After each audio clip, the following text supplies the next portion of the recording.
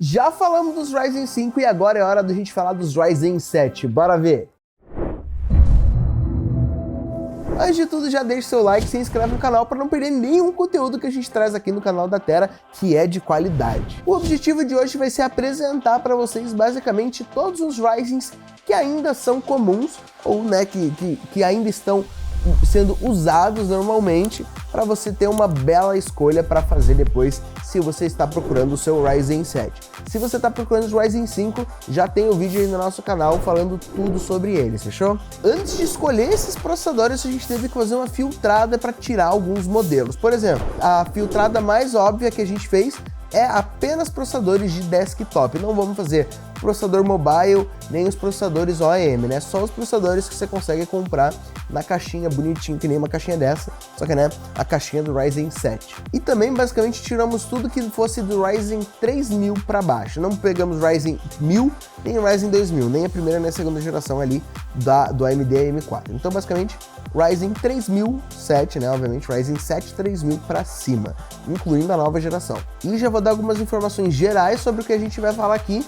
Todos os processadores Ryzen 7 que a gente vai estar mostrando aqui são 8/16, então eles têm 8 cores, 8 núcleos, né, e 16 threads, obviamente, todos eles são multithread, mas nesse caso todos são 8/16. Lembrando que se a gente for comparar com a Intel, temos que lembrar que, por exemplo, os i7 de 13ª geração da Intel vão ter mais cores, não vão ser exatamente 8/16, porque eles têm os e-cores e os e-cores, né, que são os cores mais eficientes, os cores mais leves, e daí eles têm uma maior quantidade de cores. Nesse caso, todos os processadores que a gente vai falar aqui, seja DDR4, seja DDR5, são 8/16. E outra semelhança que eles têm é que os processadores, a gente tem dois tipos de processadores que a gente vai falar aqui. Os processadores AMD AM4 e os AMD AM5.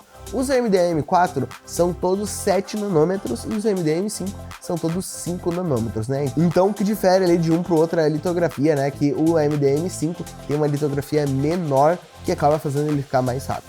E já tirando isso da frente também, todos os processadores que a gente vai falar aqui para você, todos têm a capacidade máxima de memória de 128 GB. Lembrando que, obviamente, novos modelos talvez tenham um limite maior, normalmente, será, já vai direto para 256, né, o dobro.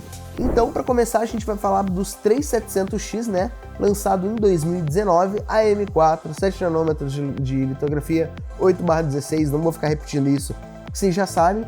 E de clock a gente tem 3.6 GHz e de turbo 4.4. Já o cache L3 é de 32 MB e ele tem um TDP de 65 watts e uma velocidade máxima de memória de 3200. Como ele é um modelo com o X no final, ele já tem um clock um pouco maior, né, chegando até o turbo de 4.4, que é um clock bem bom, mesmo sendo de uma geração mais antiga. Continua sendo um ótimo processador, o problema é que você não vai achar ele muito facilmente para comprar como um processador novo ainda. E outra coisa boa que ele tem também é que ele tem suporte até PCI 4.0, então não tem que se preocupar com a compatibilidade da sua entrada PCI. E o próximo processador que a gente vai falar é super parecido, o que muda é a frequência dele. O 3800X, ao invés de ter uma frequência de 3.6, vai para 3.9 GHz e o turbo vai de 4.4 para 4.5. Mas o TDP vai de 65 para 105. Então, nesse caso, ele é basicamente bem parecido com o 3700X,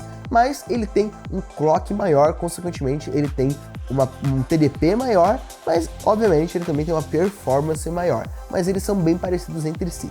E a gente vai dos Ryzen 3000 direto para os Ryzen 5000, porque nos processadores de desktop não foi lançado nenhum Ryzen 7 4000, então não temos um 4700 nem um 4800 no lado de desktop, no lado de processador que você consegue comprar assim na caixinha, né? E o primeiro dos Ryzen 7 5000 que a gente vai falar vai ser do 5700G, que dentro dos AMD AM4 é o processador com um gráfico integrado mais forte. Ele tem clock de 3.8 e turbo de 4.6, um cache L3 de 16 MB e um TDP de 65. Mais uma diferença que ele tem é que o PCI dele é no máximo até 3.0. Mas ele continua sendo um ótimo processador para você que quer pegar um PC agora sem placa de vídeo, mas já quer conseguir jogar muitas coisas. E quando você for pegar uma placa de vídeo, você já tem um processador bom ali, 8/16, um processador acima da média para acompanhar a sua nova placa de vídeo. E agora o irmão gêmeo dele, só que sem o gráfico integrado e um pouquinho melhorado, é o 5700X. Ele tem um clock de 3.4 e um turbo de 4.6 com um cache L3 que vai de 16 MB do 5700G para 32 MB do 5700X. E outra coisa que ele se difere do 5700G é que ele sim tem suporte ao PCI 4.0. Então basicamente, se ele tem o gráfico integrado, ele não vai suportar o PCI 4.0, isso dentro do AMD M4, não pode esquecer disso. E o 5700X é um ótimo processador para você que quer um Ryzen 7 do AMD M4 e ainda quer continuar na memória DDR4, né, sem ir para a memória DDR5 com gastos mais altos, principalmente com placa-mãe, com uma ótima performance. E de penúltimo modelo do AMD M4 dos Ryzen 7, temos o 5800X. Ele tem um clock de 3.8 e um turbo de 4.7, então estamos ali chegando perto dos 5 GHz e um TDP de 105 watts. Então o TDP dele já sobe muito para conseguir alcançar uma performance melhor comparado ao 5700X. Isso acontece porque basicamente ali o chip está chegando no máximo que ele consegue entregar, então eles dão muito mais energia para ele entregar um pouco a mais, criando assim o 5800X. Obviamente tem umas melhoras dentro dele, mas eles são bem parecidos entre si, o 5700X e o 5800X. E agora a gente vai falar do melhor processador de DDR4 de games para você jogar hoje atualmente, que no DDR4 é o 5800X3D, uma nova nomeação aí que a AMD acrescentou em alguns dos seus processadores, começando no 5800X3D e agora já tem também no 7000, vamos falar um pouquinho disso também. Ele tem um clock de 3.4 e um turbo de 4.5, um TDP de 105 watts e continua com 128 GB de memória máxima e uma memória máxima também de 3.200 MHz. Lembrando que essa memória máxima de velocidade de 3.200 MHz não é exatamente a verdade, você consegue ali ativar um XMP, fazer um clock legal para, por exemplo, 3.600.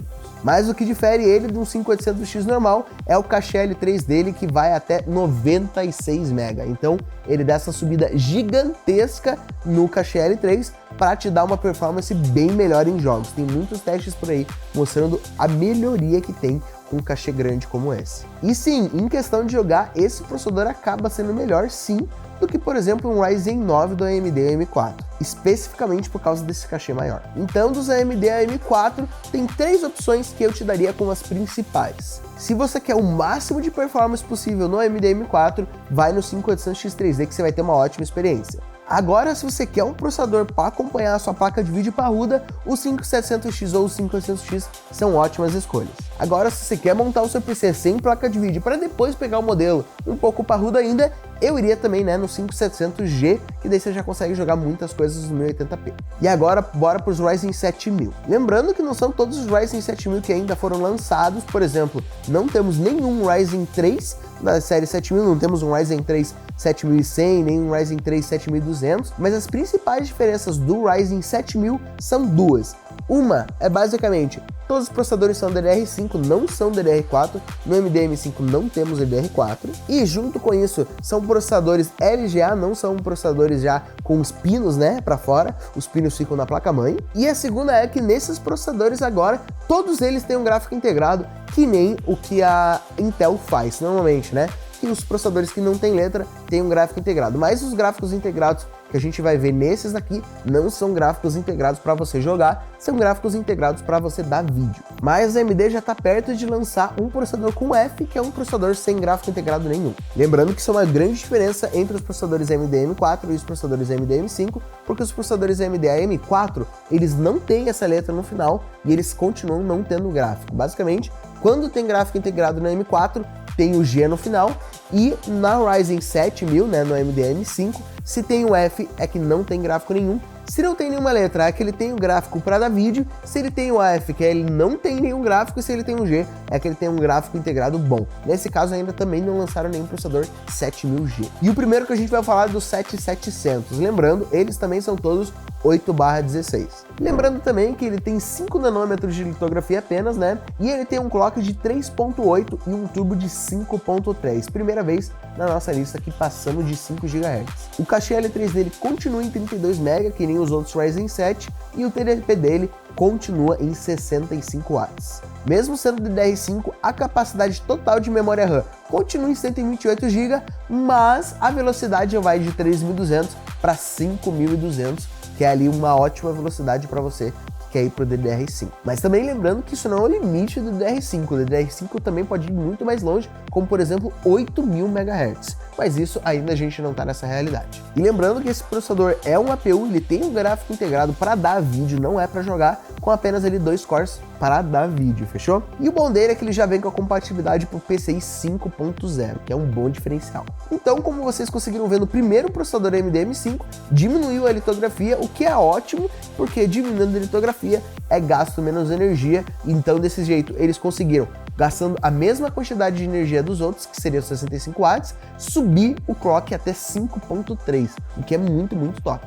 E o próximo que a gente vai falar aqui é o 7700X, já estamos quase no final. O clock padrão dele é de 4.5 GHz e o turbo vai para 5.4. Continua com 32 MB de memória cache L3, né? E o TDP vai para 105 watts. Então, basicamente, dando aí quase o dobro de potência para ele, indo para 105 watts, ele consegue um clock um pouco melhor, então você vai ter um processamento melhor, vai ter um processamento mais rápido, mas ainda assim, né, custando para você uma potência maior, um consumo maior. E por último, temos o outro X3D que já lançou dos Ryzen 7, lembrando que tem os Ryzen 9 X3D do Ryzen 7000, mas no caso é o 7800 X3D. Ele tem um clock padrão de 4.2 e um turbo de 5.0, o cache L3 novamente vai para 96 MB e o TDP vai para 120 watts. Mesma coisa de antes, por ser um processador 3D, ele diminui um pouco o clock, mas aumenta ali, triplica o tamanho do cache L3,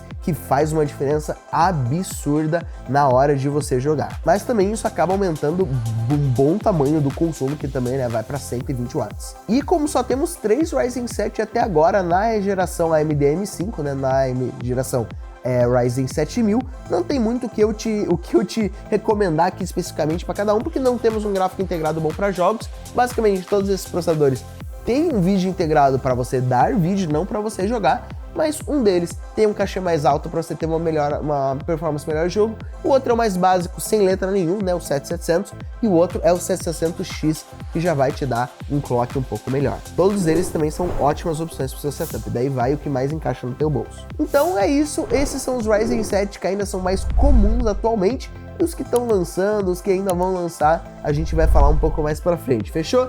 Deixa aí nos comentários se tiver alguma dúvida, aproveita, deixa o seu like, se inscreve no canal para não perder nenhum vídeo e não esquece de ativar o sininho.